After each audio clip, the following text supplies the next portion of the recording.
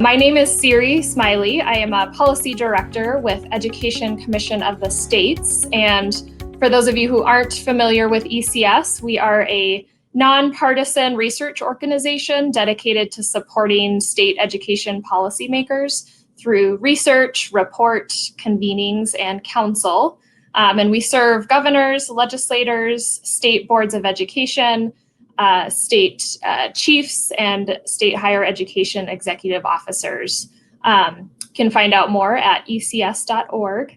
And I'm so pleased to be joined here today by an all-star panel for this conversation. I'll get to their introductions and to our conversation in just a moment. But first and foremost, really wanted to extend gratitude to Excellence in Education for the opportunity to be virtually with you today, and to each of you for taking time to be part of this conversation. I think it's really a great agenda that we have for EdPalooza this year. It's full of inspiring and thought-provoking sessions for those of us who care about education policy. And it's, I think really just more important than ever now for us to engage in these conversations. So it's really an honor to be part of this event and to be here with this great group of folks to talk today. As we go along, you'll see the chat on the right, so feel free to add your comments there. There's also a Q&A, the little question mark box chat feature. So if you have questions for the panel, feel free to pop those into the Q&A chat, and we'll keep an eye on that as we go.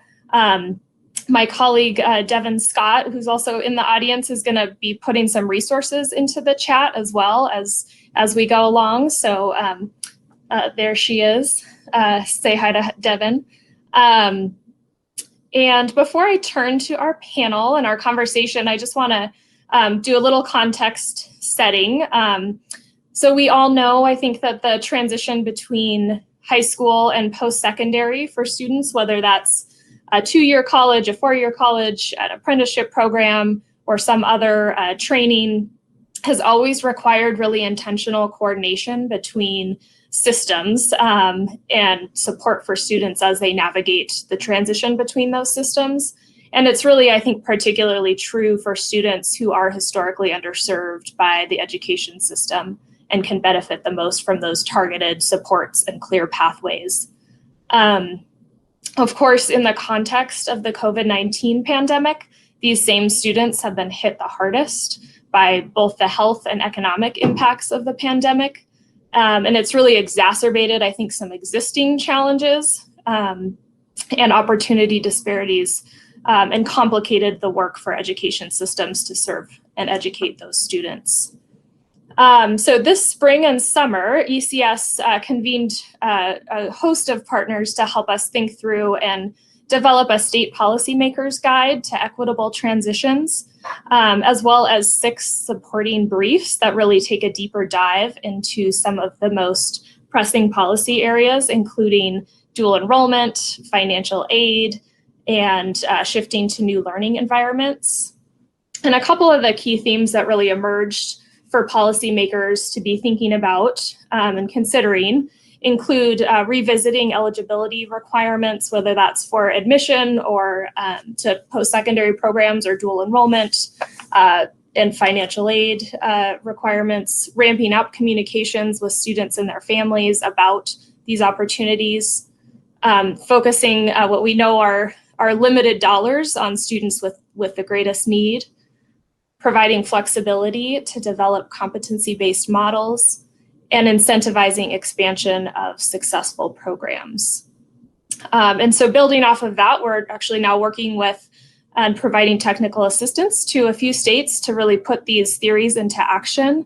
And I think that's what really is bringing us here today, is to talk with our panel and share about both the policy and practice that can support students in these pathways to post-secondary, and discuss the changes that they are working on in their states to rebuild and redesign these transitions to better serve students. So with that, I want to first turn to Ohio Superintendent of Public Instruction, Paulo DeMaria. Superintendent DeMaria has served as Ohio's Superintendent of Public Instruction for 4 years, supporting 3,600 public schools and 1.7 million students in the state of Ohio. He's an enthusiastic cheerleader and energetic advocate for Ohio's public schools and committed to Ohio's collaboratively developed strategic plan for education, Each Child, Our Future.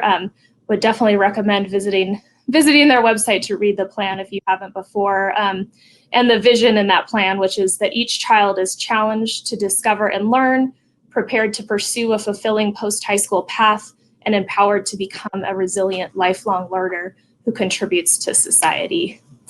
Superintendent DeMaria, what challenges have students in Ohio faced in the past 9 months that may impact or have already impacted their path to post-secondary? And if you could identify, if there are student groups that have been impacted differently or more in these 9 months.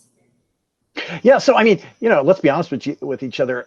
This pandemic has just thrown a wrench and disrupted entirely what was otherwise already a very anxiety-creating experience, right? Students, what do I need to do to graduate? What do I need to do to prepare? This whole thing of finding a post-secondary experience. Am I college-bound? Do I want to go into a career, maybe the military? What about an apprenticeship program? It's already, sort of a big jumble of nervous and anxiety-creating experiences. And then to have sort of this huge disruption, right, towards the end for some seniors, towards the end of the year for others in high school, just adds to that. Lots of questions about, okay, well, what does this mean? How is this going to change college admission? Well, what's it going to mean for my ability to even complete my high school education, and so forth and so on? And Siri, you're absolutely right that it wasn't sort of equal across the board. There might have been many students that by the time March rolled around this past year, they were already completing and having already completed what they were required to graduate, maybe taking their test, gotten admission letters. They were all set, whereas, the traditionally underserved students may have still been at that place where they were trying to get some credits out of the way, really focusing in on what their final experiences or what their post-secondary aspirations might be. And again, the pandemic sort of threw a curveball because it not only, took them out of school, but it made it harder to communicate, made it harder to explore options and so forth and so on. And really created a challenging environment. Yeah, thank you. I think that is a really good way to put it. It's an anxiety-ridden time for virtually for all students, and this just threw a wrench in it. Dr. Carrie Henderson, we'll turn to you next. She's the Executive Vice Chancellor of the Florida College System, where she provides leadership over academic and student affairs, research and analytics, and the Florida Student Success Center. Prior to becoming Executive Vice Chancellor, Dr. Henderson served as Associate Vice President for Institutional Effectiveness and Accreditation at Florida State College at Jacksonville, as well as the Associate Director of Programs at Achieving the Dream. And Dr. Henderson, I'll ask the same question to you of the students in Florida. What have you seen over the last 9 months? Sure. I think Paolo did a good job in framing the conversation. And really, when I think about it, I think, in terms of Maslow's hierarchy of needs, right? And education is in there, but you have to have your basic needs met in order for you to even be in an environment to be successful. And what we saw with the pandemic in terms of how it affected certainly public health, employment, housing, food insecurity, all of those things, I think many of us sat around wondering, what does this all mean, for us? And so put yourself in the shoes of a 17 or an 18-year-old who's trying to figure out, what it all means. And then you have this global pandemic, which not only affects lives inside and outside the classroom, but it does have a significant impact on technology and access to testing centers, access to end of year, end of term assessments. And so on the post-secondary side, we don't yet have data on the continuation rate for recent high school seniors, but we do have beginning of term data that I'll share with folks. Similar to around the country, we are seeing enrollment declines. In Florida, specifically for the fall beginning of term, our white student enrollment is down 13%. If we compare that to Black and Hispanic students, that's a 4 or 5 percentage point difference at 17%. Our male enrollment is down by 21%, female down by 13%. Our full-time enrollment is only down by 9%, part-time by 20%. So we are seeing differences in the proportion of different student groups enrolled. And also what we're seeing, especially as it relates to accessing courses through different modalities, some students don't necessarily want the online experience and may want to wait for that campus-based experience. There are also issues with our rural students who may not have reliable internet access, let alone access to the technology and the bandwidth to be able to do all of those things. So I think it's created an environment where, trying to figure out how do I make this transition to post-secondary, and do I have the tools and resources that I need, and am I ready? I think those are some of what we're seeing here. Thanks, Dr. Henderson. I think that's certainly reflective, at least in the national numbers. Those sound very similar. And now we get to turn to Bill Tucker from the Bill and Melinda Gates Foundation. Bill serves as senior advisor on the foundation's Pathways team, where he leads the work focused on supporting students' successful navigation from high school to attain post-secondary credentials and launch into a career with upward mobility. Bill has served in leadership roles on both the K-12 and U.S. policy and advocacy grant-making teams, and led the development and review of major strategy components, managed prioritization, budgeting, and allocation of multi-million-dollar grant portfolios. So Bill, thanks for being here with us today. The foundation and you yourself have been a partner with ECS in thinking through these challenges in the face of the COVID-19 pandemic, but it's not a new conversation for you. This is work you've been doing for years to think about how do we support equitable student transitions and access to post-secondary.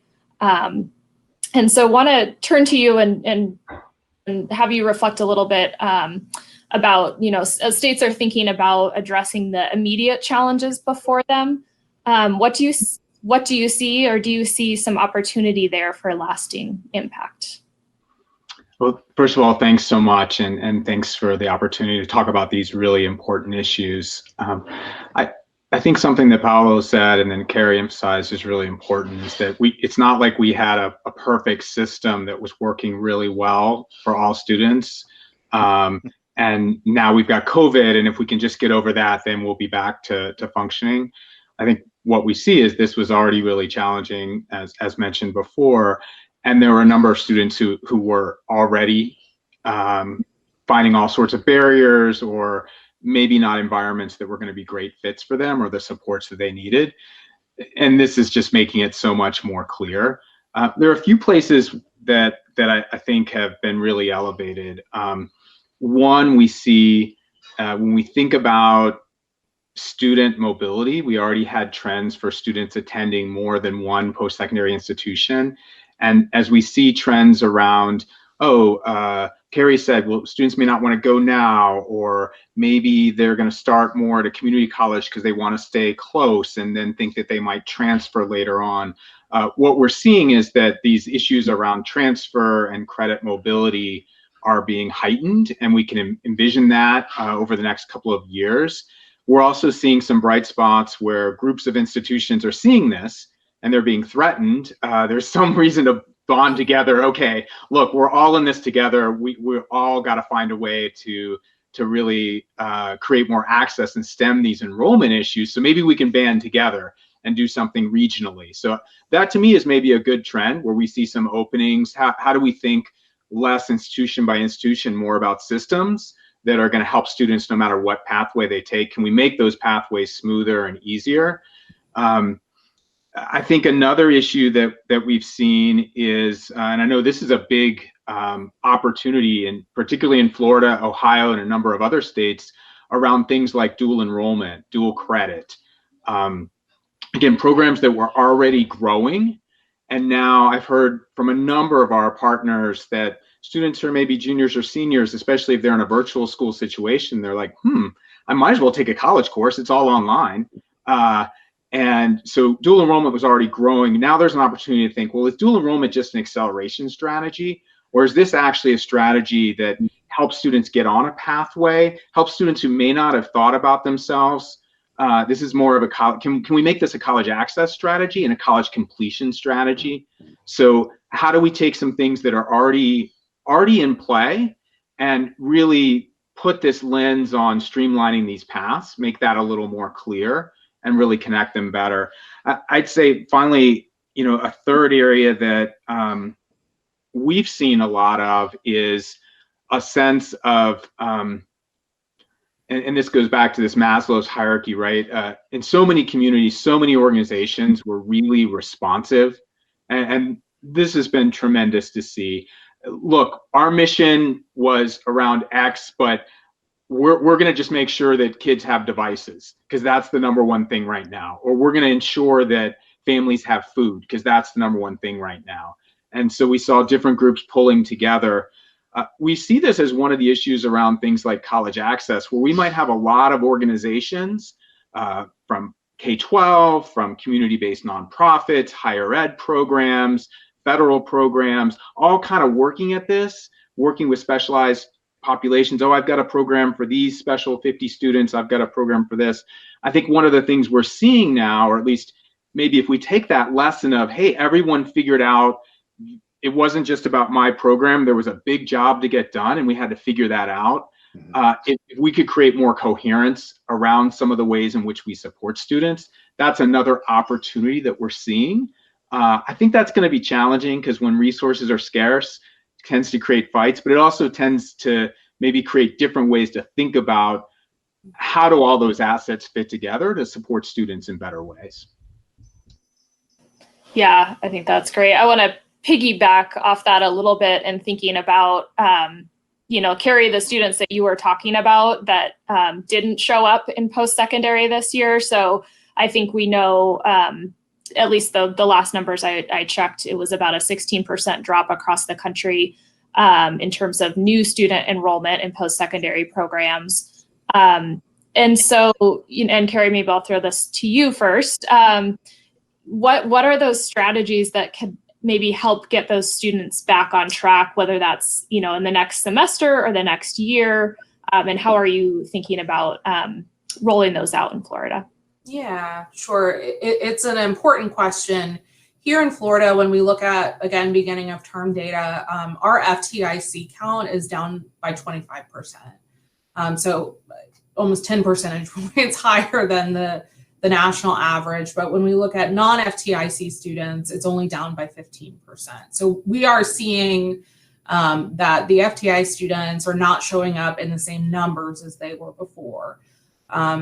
I think as we think about enrollment strategies, and there's a lot being thrown around here, ultimately it comes down to starting with the why and explaining why post-secondary is valuable for whatever reason might make sense for that particular student. And when you look at the variety of institutions, I represent the state college system, but university system, liberal arts colleges, private institutions, what's the story and what's the hook and how is what you're doing going to provide value and make it something that's desirable in the eyes of these students. Some are very motivated by data.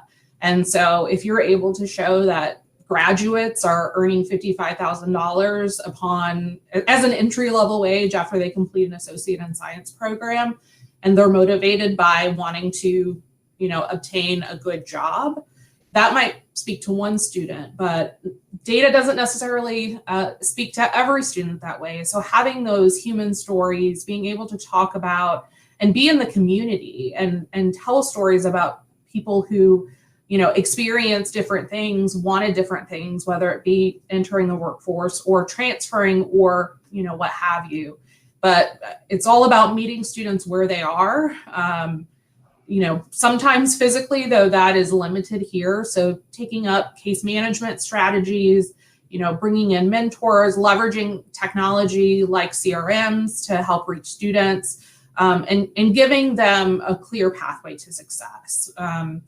Part of the trouble with the pandemic is we don't know when it's going to end and what that end is going to look like. And I think a real opportunity for higher education is we do know what that pathway should look like for students, and it shouldn't be a mystery to them to help them figure out how to get from X to Y.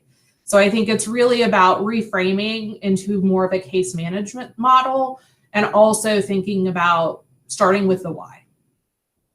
I think we also shouldn't forget that these students have had their entire sort of economic framework disrupted, right? So maybe they're not enrolling because mom and dad are unemployed and they have to, hold down a job or contribute to the family, or other children are at home and they have to be a partner. So their best made plans might have to be suspended or set aside in the interest of the contribution they have to make to help the way this crisis might be unfolding in their family, in a bigger way beyond maybe just what's directly impacting them. And I think it challenges all of us to sort of think about how do we keep a hook so that we might lose that student to the workforce today, but what we don't want to do is lose them permanently to the post-secondary pipeline. And there may be a number of strategies, everything from trying to build better bridges with the employer community about, hey, look, you're having some employees that really could benefit even for your own workforce in the long term. How do we create connections to post-secondary to keep them engaged, maybe even with, tuition assistance programs, starting to promote some of those things that a student might find can help enhance their economic standing, but also hold out the promise for post-secondary accomplishment. What do those things look like, and how do we be creative in that space? I want to build on those comments just a second. I think it's really important to mention this isn't necessarily that students said, oh, I don't want to go to college anymore, or I don't want the experience. To Carrie's point, the experience may not be what they thought it would be and what they want, or sick family member needing to get a job for family, care for siblings. So I think how do we make sure that we just do simple things so that we do high schools, do K-12 districts, do they have the cell phone numbers of all of their recent graduates so that we can re-engage them? Are we taking other systems, whether it's a common application system or other ways? Like, how do we make sure that students know that opportunity is still there when they're ready for it? And how do we think through, because sometimes it's just the little logistic things. We might have great programs, but we don't know how to get in touch with the students. So in some ways, we've been thinking a lot about, we normally think of this transition as like a 3 or 4 month transition. Maybe it's really a year or 18 months now. And so we just have to think a little differently about that. It goes back to Carrie's point about a case management model, right? How do you look at every person as an asset to the long term of the system, and really find a way to convince them, but to also hold their hand during the troubling times to get them through to where we know that they'll actually be the best position for success in the long term. Yeah, I would also add, I think, to the point that Paulo made, which is an important one about wanting a job now because you have a different role in your family. I think moving toward short-term stackable credentials that maybe take 6 to 8 weeks, earn you a micro-credential or a badge, but help you get that little bit of edge in whatever occupation you're working in, whether it's a temporary or permanent opportunity. One, is going to help you now. But if we build those credentials as stackable, it's also providing a vehicle for that student to come back to us whenever they are ready or the conditions are right, and they don't have to lose what they've lost. So I think to a point Bill made earlier, that strong articulation is really important, certainly within an institution, but across institutions as well. well. Well, and maybe to take that a step further, can you find business partners who also see the value of those micro credentials, and maybe even are willing to hire somebody and have the work experience be part of the micro credential? So you almost morph the admissions office into also an employment office, recognizing that, hey, if a student can actually earn a little income, then they can also be on our rolls earning that micro credential, which sets them up for the longer term. And wouldn't that be a beautiful thing? Yeah, it's really about, valuing the experiences that they're having and what what the student is learning from those, and can take then into further education, into the workforce, et cetera. And there's a lot there that we could unpack around micro credentials. I want to think about, or ask you all to think about, so there's sort of there's the set of students that graduated in 2020, that were seniors and graduated and either did or didn't show up in post-secondary programs. But there's also the class of 2021, and perhaps thinking about some of the ideas that are floating around here, and thinking about applying a case management model to that cohort of students. I think there's a unique opportunity because they are still in the K-12 system. We have a little bit better sense of where they are and maybe how to help direct them. And so wanted to ask specifically about the class of 2021. What are you thinking about for these students in particular? Well, maybe I'll start. Yeah. There's a lot of uncertainty still today. Every conference I've been at, I keep saying, 6 months ago, I would say, hey, by the winter, we'll kind of know. There'll be a picture of how things are going to turn out. And it's getting, it's not getting any clearer. It's getting cloudier in some respects, which I think bears on the class of 2021. So in some respects, I think there'll be similar challenges, and much of it will depend on what actually happens in the terms of the pandemic, in terms of the economy. I think we do find people embracing, because as we're watching students struggle, especially in some very sort of social emotional ways, and from a mental health perspective, I think people understand that there's power in sort of the planning process, talking about the future. What does the future look like? What are your needs going to be? And part of that may also be some contingency planning that we haven't done before. If you have to be a wage earner, what might that look like? What are your options that might allow you to either find a foothold in a place that represents your passions and your aspirations, while still then holding out that opportunity to get into an educational program, associate's degree, bachelor's degree, or what have you. So can we, as the caring adults in the room, not only engineer those conversations, but really enlarge our sort of portfolio of understanding and options, and be able to counsel students to Bill's point, track them, keep in touch with them, help them actually work against a plan that reflects those realities, and maybe has different what ifs. Hey, if things turn out okay this way, then it might be path A. If things go a different way, then maybe it's path B, but that still gets you to the end goal, maybe over a longer period of time, or combined with some sort of work-based learning opportunity that really allows you to do certain things, and frankly learn some things that'll advantage you in the longer term.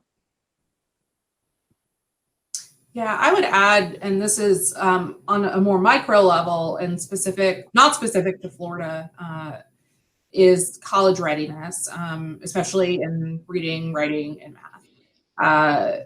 Certainly, I think the seniors this year, so the students who graduated in 2020, definitely had disruption, but it was really toward the end of their secondary education. Now, moving forward with 2021 and beyond, this disruption potentially could have ripple effects on readiness for college. And the data we look at in Florida, we're particularly interested in mathematics redesign and designing shorter pathways, and having math that is taken at the college level actually be toward their program of study or career, as opposed to just everybody gets college algebra. Not anything against algebra, even though I'm a stats person. But, in thinking about math, what we know and looking at our data is the closer you are to have taken a recent math class, whatever that math class is, particularly a higher level math, the better you're going to do when you get to college. You're likely going to be exempted from developmental education, and you may even bypass course level prerequisites and be placed directly into a college algebra or a stats. So the further away we get from students being able to have, the same learning experience, I think it's going to pose a particular challenge for the post-secondary.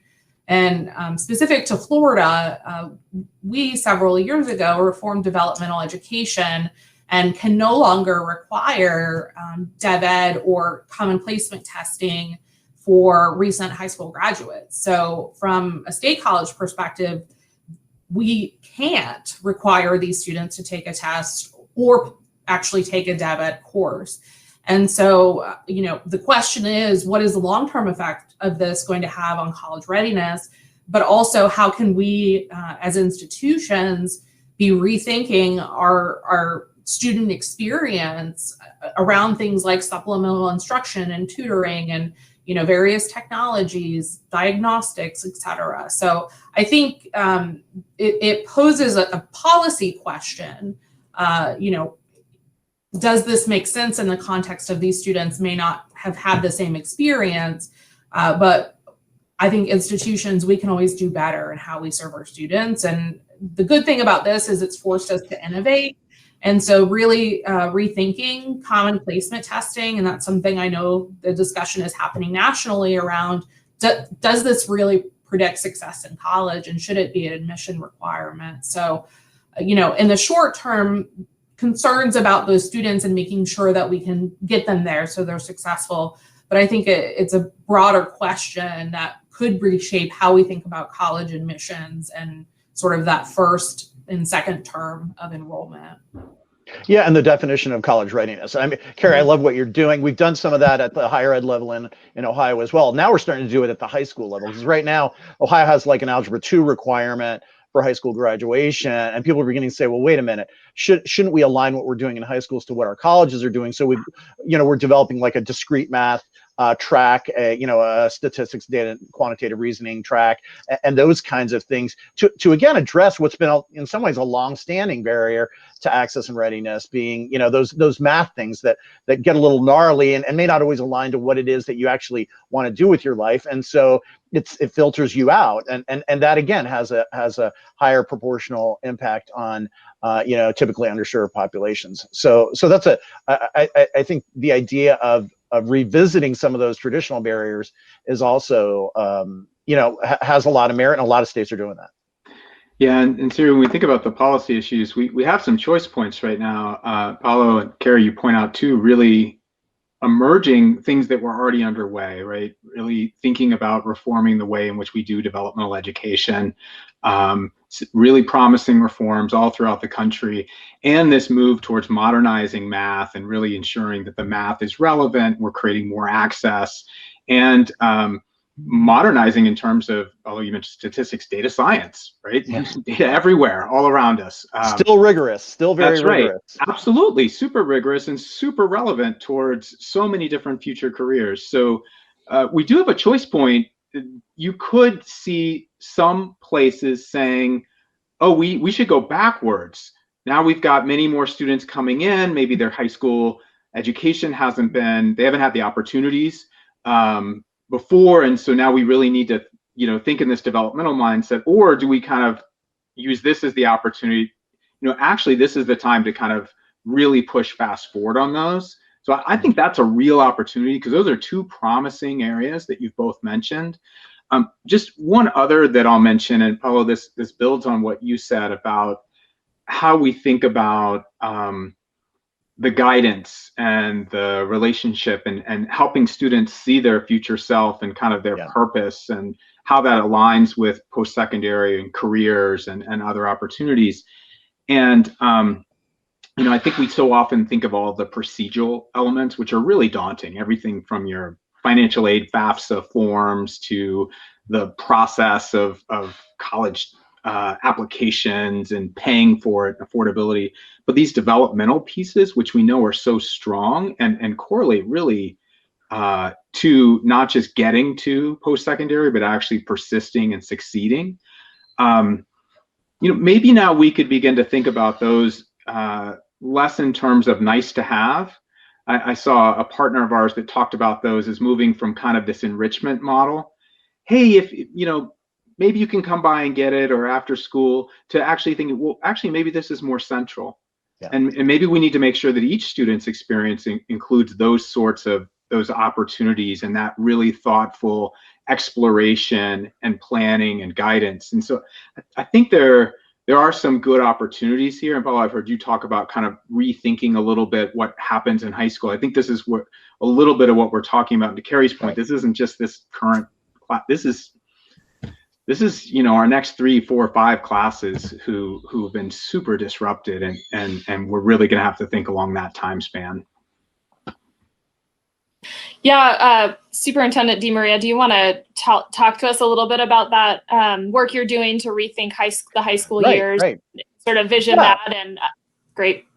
Siri, it goes back to what you were saying when we embraced our strategic plan, Each Child, Our Future. One of the strategies was specifically about transitions and about, can we reconceptualize the high school experience? Because I think we saw, sure, there are many students that succeed under the current high school models, but I think we saw a lot of students, struggling around relevancy, around, really finding their own, their true callings, about some of these models that were sort of like, lockstep, well, you're taking an English class every year and you have your science classes and so forth and so on.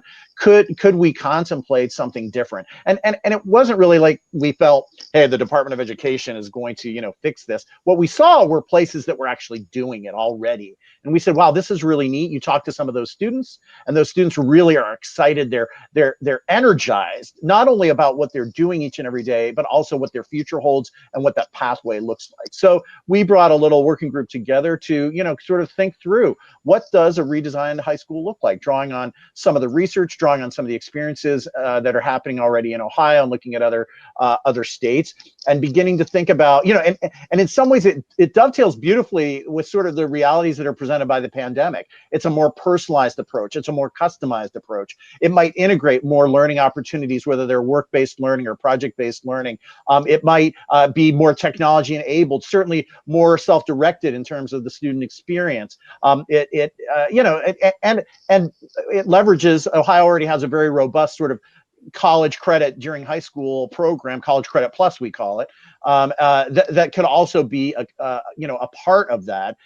And we also have various policies that aren't particularly strongly utilized about integrating different, you can have an English and a science class integrated together. What does that look like, especially if a student's going into the health sciences, right? Rather than having them have their English class focused on American literature, how does it contribute to their literary skills needed for them to succeed in the health sciences and so forth and so on. So that work is still in progress, but we hope to have some preliminary recommendations out shortly, and then continue to guide our agency's work in identifying models, identifying high quality innovative practices, and helping kind of create more momentum around redesigning that high school experience. Yeah, it's such an exciting undertaking, and I'm sure the interruption of the pandemic has been made it not easy, but also creates some opportunities, right, to be able to rethink and challenge folks to think differently about how to do the work. So thanks, appreciate that. Carrie, I also want to turn to you, and you had mentioned dual enrollment before as one of the strategies that Florida has really ramped up in the last few years. So just want to give you a chance to talk about the work that you've done in that area, and how students have been impacted, how the programs have been impacted. Yeah, sure. So dual enrollment has always been large in Florida. It's exploded in the last 5 years. About 5 years ago, our head count annually was about 55,000 students. It's close to 80,000 right now. Wow. So we are serving a large number of students in dual enrollment.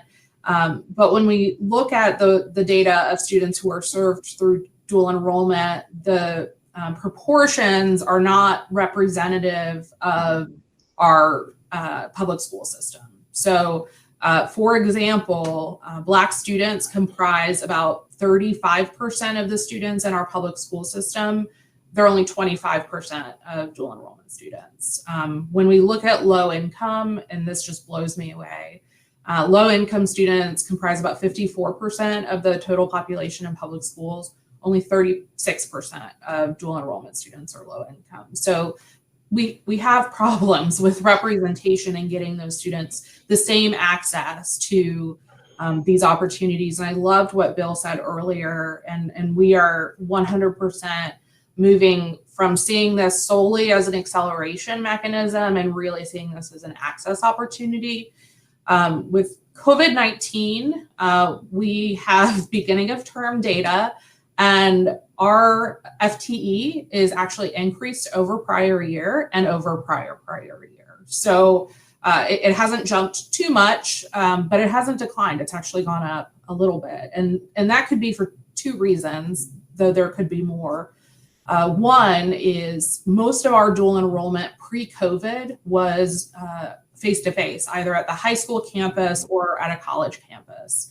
And there are various other arrangements, but that's where the primary instruction happened. We know that most of our institutions migrated to online. And so I think it'll be really interesting for us to see how having online be really an access point has affected those dual enrollment numbers. Additionally, and this is continuing work, it relates to common placement testing. You know, we know based on the research that high school GPA is a much more significant predictor of success in college. We also know that there are issues with common placement tests and not serving and not catering to minoritized groups. And so one of the questions that we had very early on in the spring was, we don't have access to testing centers. You know, dual enrollment in Florida requires a GPA of a 3.0, and you have to be college ready in order to be eligible. So how are we going to assess this readiness? So we adopted an emergency order that suspended the common placement testing requirement for admission. So on a statewide level, a GPA was the only admission criterion, though institutions could adopt local alternative methods that didn't require a student to come to campus or come to a testing center and sit down and take a test. So if they had PSAT scores on file, if they took particular courses in high school, you know, some colleges ended up identifying high school course equivalencies for placement.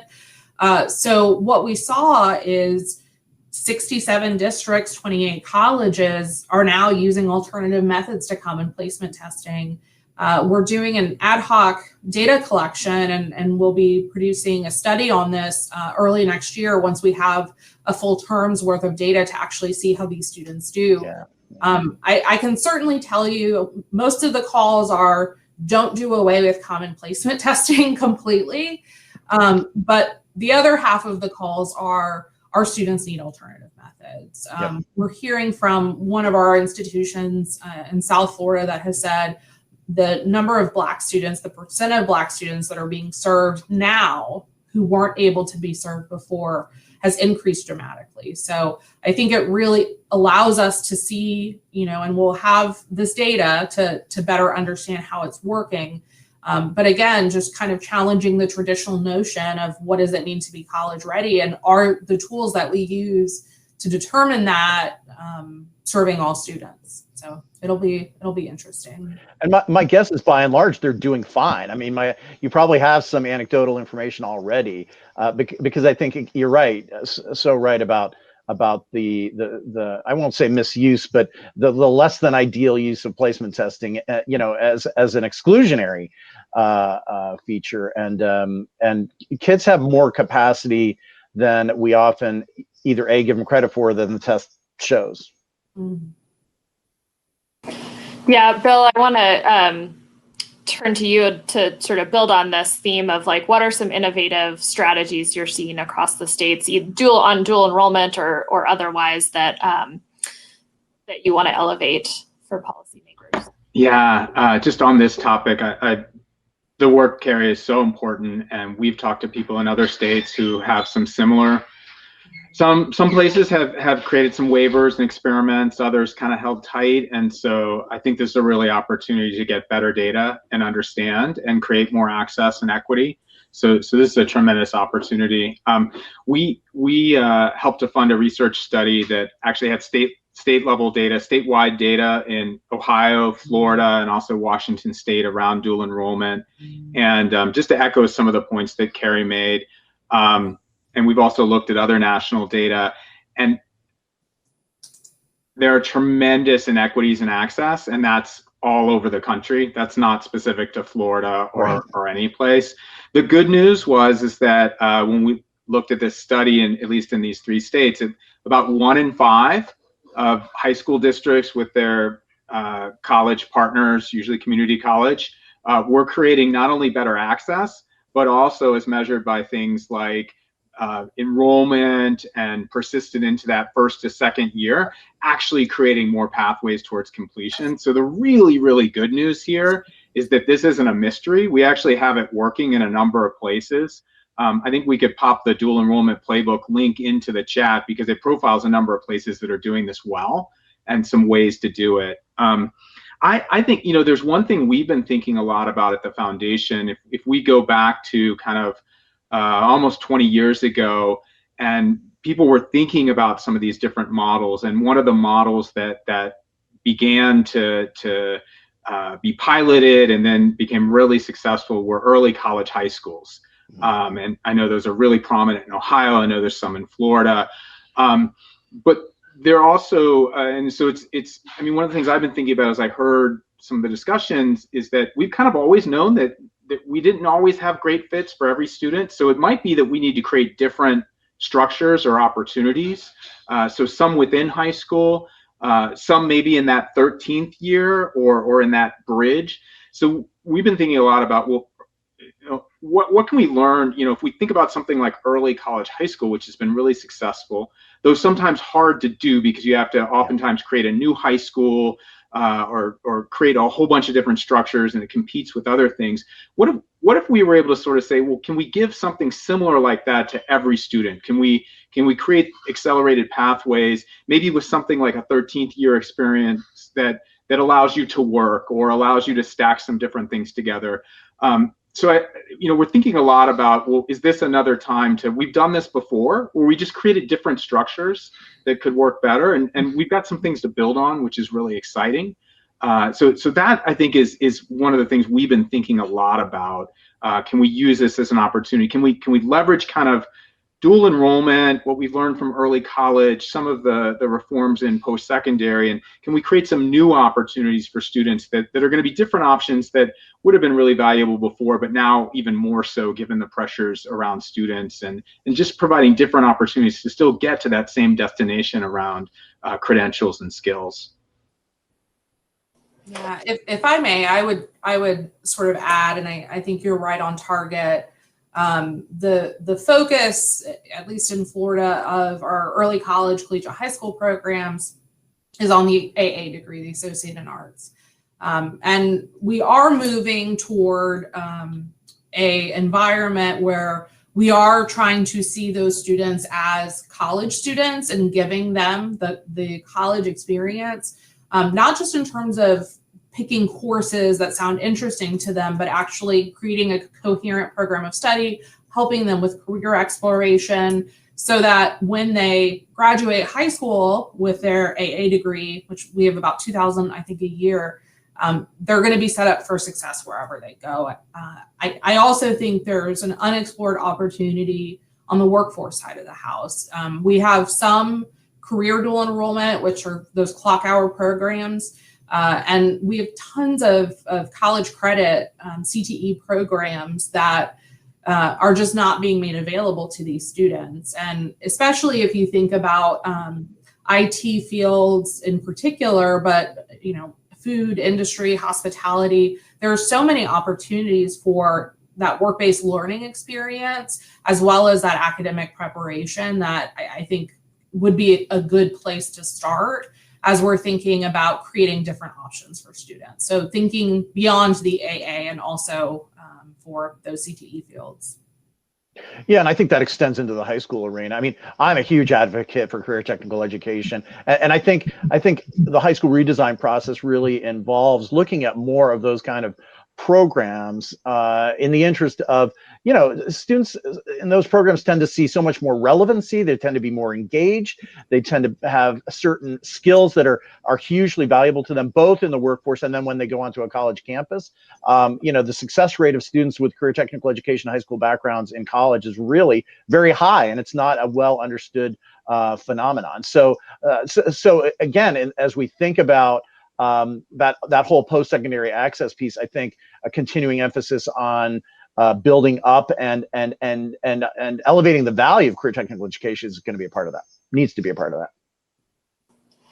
Yeah, absolutely. We've one of the questions in the chat, I think, connects to even just taking this a step further. And Melissa asks, how are you thinking about balancing strategies to both reduce the barriers to post-secondary, such as removing Algebra 2, but also ensuring that students aren't inequitably funneled into lower quality programs or pathways that could limit their options in the future? If anyone wants to take a first stab at that one.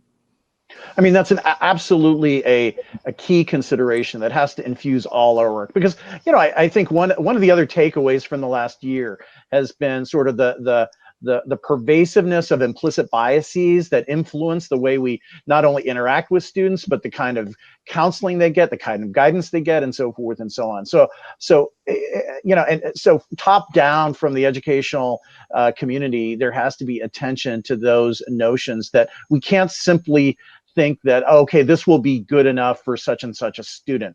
We have to engage with every student with the understanding that our goal is for that student to reach the highest heights that any student could potentially reach, and use that as a starting point, and really, you know, sort of convert our thinking. And some of that can be impacted by different planning tools, different, you know, sets of options that we explore, and really, you know, pushing ourselves as a system to do that. But you're right on, because the natural tendency is oftentimes the outcome that you described. I would share on the post-secondary side, totally agree. And I think there's definitely parallels with advising, admissions, et cetera. I also, in taking a step back, think, why do we offer programs that are low skill, low wage? Just fundamentally, that's the question. We know that not all certificates or degrees are going to be high skill, high wage. There's a lot of variation depending on region, but I think institutions in the state really need to look at, are these programs leading to positive outcomes for our students? We shouldn't be funneling them into these programs if these programs probably shouldn't exist. And so in Florida, we had an executive order by the governor and subsequent legislation that required an annual audit of career and technical education programs in the state of Florida, of which there are more than 800 on the post-secondary side.